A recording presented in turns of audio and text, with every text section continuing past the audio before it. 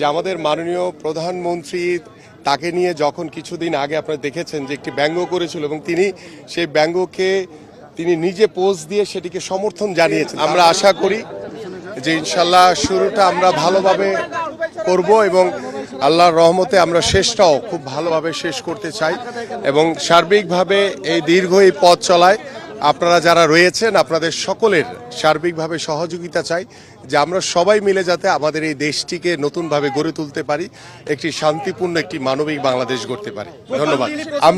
আপনি ইতিমধ্যে জানেন যে আমাদের যে নির্বাচন ইশতেহার রয়েছে এবং সেখানে স্পষ্ট বলা হয়েছে যে সাংবাদিকরা স্বাধীনভাবে তাদের মতামত এবং তারা স্বাধীনভাবে তাদের বাক প্রকাশ করতে পারবে।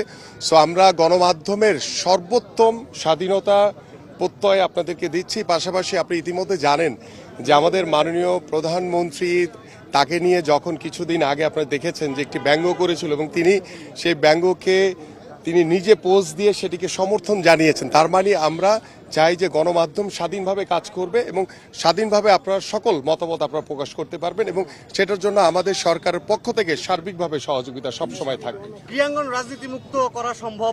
শতভাগ আমি চেষ্টা করব ইনশাল্লাহ এটাকে মুক্ত করার জন্য। ধন্যবাদ।